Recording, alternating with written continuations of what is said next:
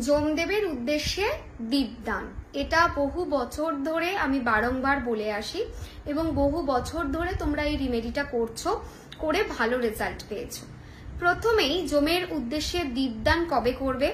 ধনতেরাসের দিন করতে পারো। অনেকের জায়গাতে, অনেকের বাড়িতে ধনতেরাস থেকে আপ টু ভাই দ্বিতীয়া অবধি করা হয়, অনেকের বাড়িতে শুধু ধনতেরাসের দিন করা হয়। সো তুমি দেখে নাও তোমার বাড়িতে কি নিয়ম আছে, বাট জেনারেলি ধনতেরাসের দিন করা হয়। যদি এরকম ব্যাপার থাকে তোমার বাড়িতে কোনো নিয়ম নেই, তাহলে শুধু তোমরা ধনতেরাসের দিন করতে পারো। নেক্সট জিনিস যেটা আছে সেটা হচ্ছে, এর কি কোনো নিয়ম আছে বাড়ির মধ্যে দেওয়া যাবে? না। যমের প্রদীপ, যমদেবের উদ্দেশ্যে যে প্রদীপ, সেই প্রদীপ বাড়ির মধ্যে, বারান্দাতে, ছাদে দেওয়া যায় না, এটা বাড়ির বাইরে দিতে হয়। কোন সময় দেব? দুটো সময় ভালো, তার মধ্যে আমি সাজেস্ট করব রাত্রে। দেখো, প্রদোষকালীন টাইম মানে যেটাকে বলা হয় সন্ধ্যাবেলা, এই টাইমেও অনেকে দেয়, আবার অনেকেই রাত্রেও দেয়, বাট আমি বলবো রাত্রে দাও, যেন প্রদীপটা দেওয়ার পর বাড়ি থেকে কেউ না বেরোয়, সেটা দেখতে হবে। তো তুমি দেখে নাও তোমার বাড়িতে যে সময় সবাই এসে গেছে, আর কেউ বেরোবে না, কোথাও যাওয়ার নেই, তখনই যমদেবের উদ্দেশ্যে প্রদীপটা দাও। প্রদীপটা কোথায় দিতে হবে এবং কেন দিতে হবে? প্রদীপটা দিতে হবে বাড়ির বাইরে, ঠিক আছে? সো তোমার যেটা বাড়ির মেন গেট, এন্ট্রেন্স, তার বাইরে তোমাকে যমদেবের উদ্দেশ্যে প্রদীপ দিতে হবে। এই প্রদীপ দিলে বাড়িতে রোগ থেকে মুক্তি আসে, অ্যাক্সিডেন্ট, অকাল মৃত্যু থেকে মুক্তি আসে। প্রচন্ড কষ্ট, হেলথ নিয়ে কেউ যদি কনস্ট্যান্ট ভুগছে, সেক্ষেত্রেও এই প্রদীপ দেওয়াটাকে ভীষণ ভালো মানা হয়।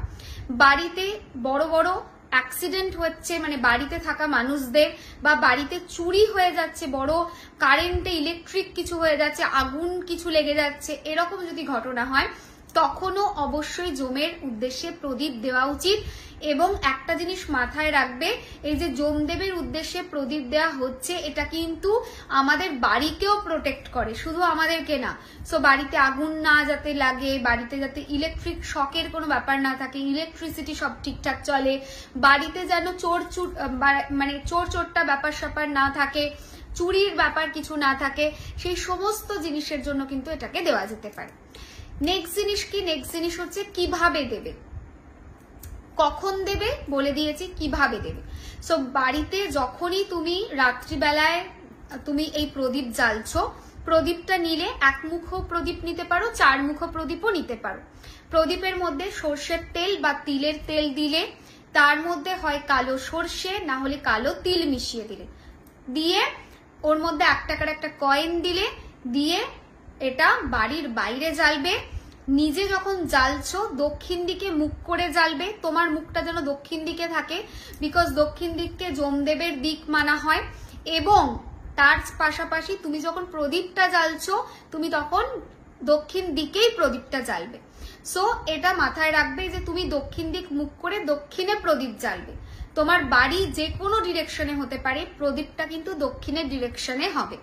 এবং যখন জ্বালছো তখন মনে মনে কিন্তু যমদেবের কাছে প্রার্থনা করবে নিজের পরিবারের এবং নিজের বাড়ির যাতে প্রোটেকশন উনি করেন, অকাল কোনো মৃত্যু বাড়িতে যেন না আসে, বা কোনো ধরনের আকস্মিক দুর্ঘটনা যেন তৈরি না হয়, বাড়িতেও যেন তৈরি না হয়, নিজেদের জীবনেও যেন তৈরি না হয়।